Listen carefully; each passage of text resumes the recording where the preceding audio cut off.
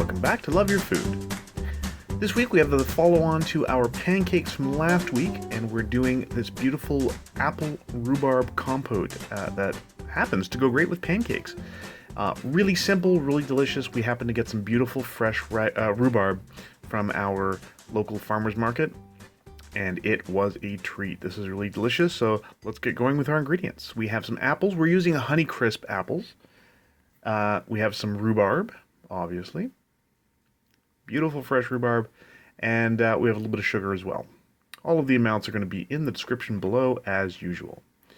So here's our rhubarb. First thing is we're going to cut this up. Now rhubarb is pretty tough, so you want a good sharp knife for this. Easy to cut down along the length because the ribs have that texture, have the grain goes that direction.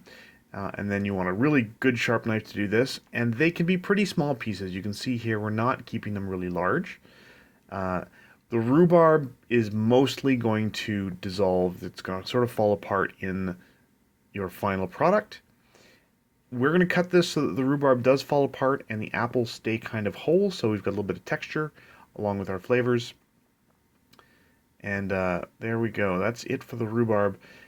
We also have some slightly larger pieces, and the way you treat those is very similar to the other one. Now, if you have some discoloration anywhere or anything like that, you can just trim that off. Very, very easy. And again, we're just going to cut this into smaller pieces because it's a little easier to handle. The tip, it tends to taper down, so this one we're just going to cut into half. The further down you go, the wider it gets. That's fine. The bottom bit, though, we are definitely going to cut this again. I think we're going to end up cutting that one more time just to make it a little bit smaller. And again, as I said, the rhubarb is going to fall apart largely in here, so the nice small pieces are going to encourage that a little bit.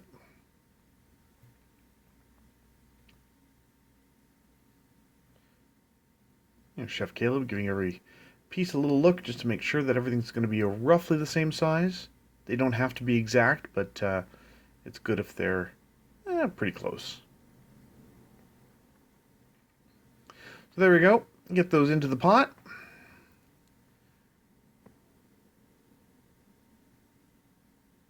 And we're not putting it on the heat just yet.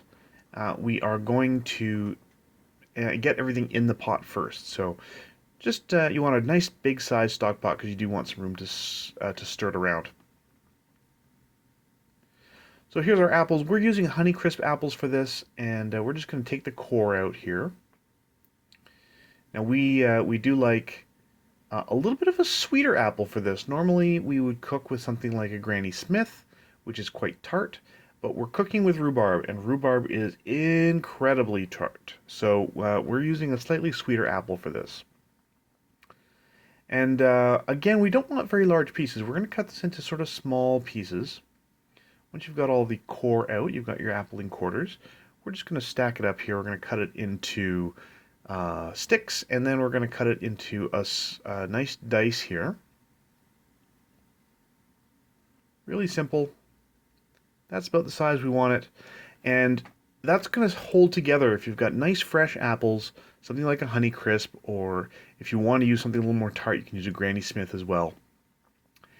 And this size is going to keep together a little bit as long as your apples aren't overripe or haven't been sitting too long. If they get mealy and you cut them to this size, they will fall apart, but if they're nice and fresh, still good and crisp, you will find they are fine. You see Chef Caleb adding a little dash of salt there, and in goes our sugar. So we're going to put the heat on. We're going to cover this up. And we're going to let that cook for a little while. And you don't need to do anything at first. Just let everything cook down a little bit. It's going to steam itself. A lot of the moisture is going to come out with the sugar and salt. And you can see here, everything is starting to cook down. The rhubarb is starting to come apart. It's getting that nice sort of thready, saucy kind of texture to it. And the rhubarb will melt first. The apples are still pretty firm, so we do want to cook this a little bit longer. Give it a good stir. Make sure everything is really well combined in there. And we're just going to make sure that everything's going well, nothing's stuck to the bottom. A good stir for everything. You want to turn down the heat a little bit at this point, and really you can cook it as long as you want at this point. We want our apples to be soft but still have a little bit of bite to them. We don't want them completely falling apart, and this is about right. So you can see here, Chef Caleb's just going to test with the tip of his wooden spoon here.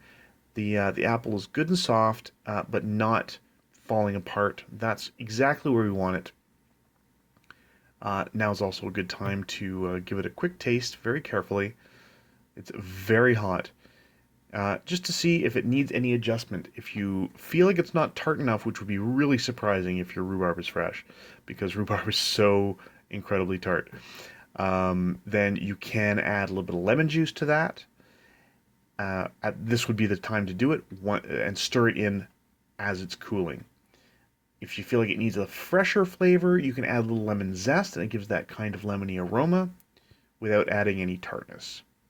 Ours actually was just about perfect. We were very happy with how it tasted. It was a beautiful flavor.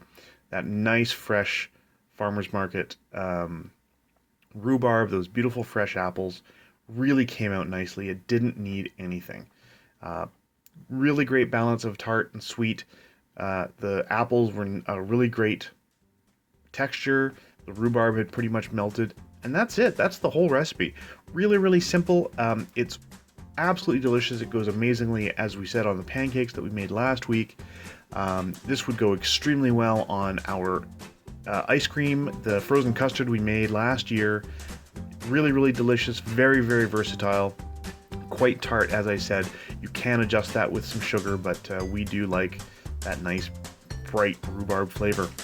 If you like this recipe, please do like and subscribe. And if you have any recipes you'd like to see Chef Caleb try on the channel, please let us know in the comments below. And remember to love your food.